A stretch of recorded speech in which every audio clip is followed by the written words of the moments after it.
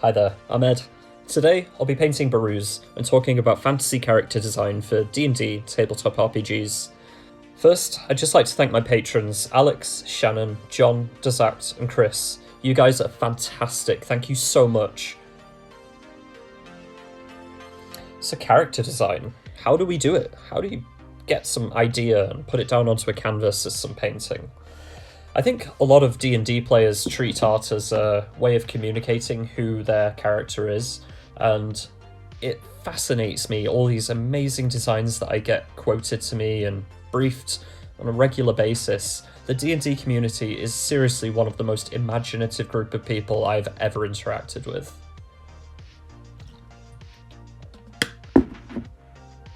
And D&D is a perfect way of getting into character design. There's archetypes and races to go with, which keeps things nice and tight. Otherwise things would get weird really quick. If everyone was allowed to invent their own race and class, things just don't gel very well. It creates boundaries for design, which can sound restrictive, but actually allows you to create confidently with purpose. It removes that blank canvas effect that people talk about where you're faced with a white page and you don't know what to draw.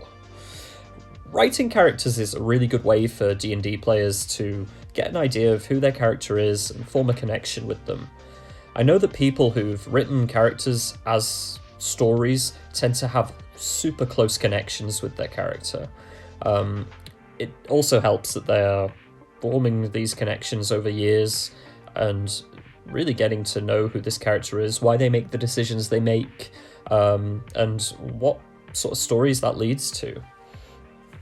As an artist, though, I get these written descriptions of characters with every single point embellished upon, and it's perfect for a narrative storytelling experience, but I'm not creating a story that can take a week to read. I'm creating an image that needs to look good as a single, one-off piece. I think that can become overwhelming at times as an artist. I think early in my work I used to think that since I was told there were maybe 14 buttons on this bard's tunic, that I had to paint all 14 buttons.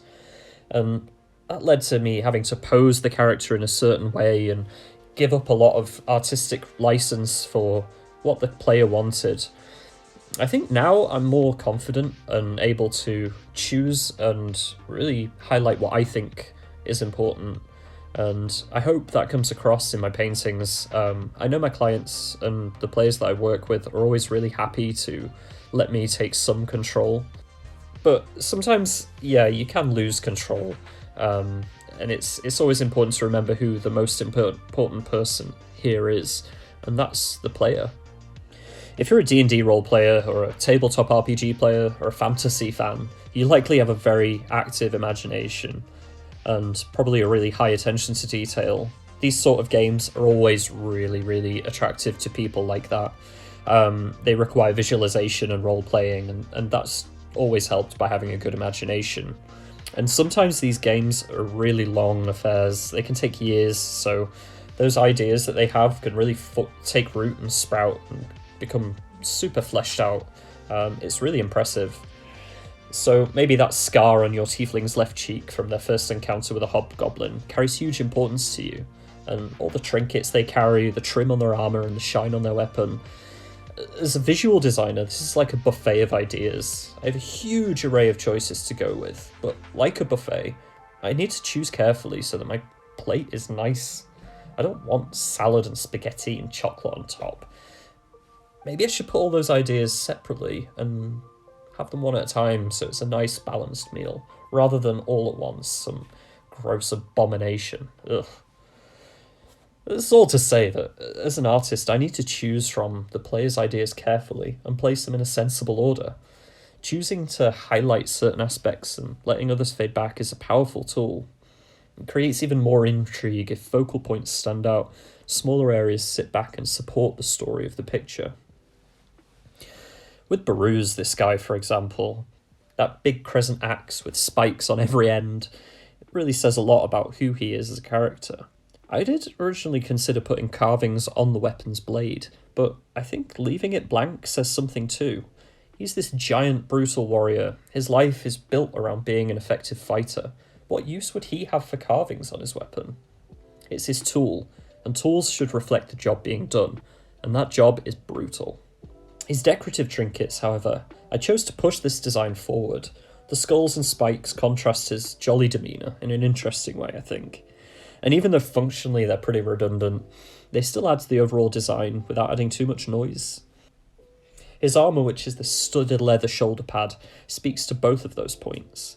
It's functional and brutal, but it does have design features that indicate someone made it. The mountain clan he originated from might have made it to honour his departure for his rite of passage, or a local craftsperson might have traded it for some skins from a hunt. It's clearly not made in some castle by an esteemed blacksmith, nor was it thrown together haphazardly in a desperate attempt for protection. It needs to suit that, tell the story of who he is, and support that. I think the most important feature of Baru's is his shield. It's that giant rectangular shape that tells a story of immovability and strength. It's hefty and strong, just like the fighter. He's a big boy, and I doubt any skinny elf could carry that thing up a mountain. Originally, the player didn't tell me that it was a tower shield. He just explained that he had a shield. He's actually quite surprised when I chose to go with a tower shield. I think that point speaks to input as an artist. As artists and creative types, we can't help but insert our own ideas into the painting. Just as players' ideas and choices are all fueled by their experiences, likes and dislikes, mine are too, and my input is unavoidable. If you're an artist and you sometimes worry that your work is less than someone else's, then remember, no other artist will have your unique ideas and flavours. Choosing to embrace that and making your own buffet plate, to go back to my old analogy, will be infinitely more enjoyable than trying to copy anyone else's. From the player's perspective, character design is so important. You should cultivate that imaginative process that goes on the entire time you're playing. Allow your ideas to really grow and bear fruit. Those choices that you make will likely impact the game at multiple stages of decision making. Visualizing those choices as an artist is a task that requires communication and tact. So I highlight only what's important and let the character breathe as an original and most importantly personal image. So we're wrapping up Baru's here at the moment. All those little details that I just added right at the end, I always worry that players are going to see the underpainting first and assume that that's as much as they're going to get. I always leave these little details for the very end because the beneath part, the chunk of the painting that matters, should take the most time. Those little details shouldn't really be the focus at all. I think a lot of my time early on as an artist I spent trying to get those details in and worrying about them, and it just hurt me overall. So I've learned to leave those to the very end. And we're all done here, looking pretty mean and fearsome. Hopefully he's gonna go and stomp on some orc's head or take some gold off a berserker that stole it from a family.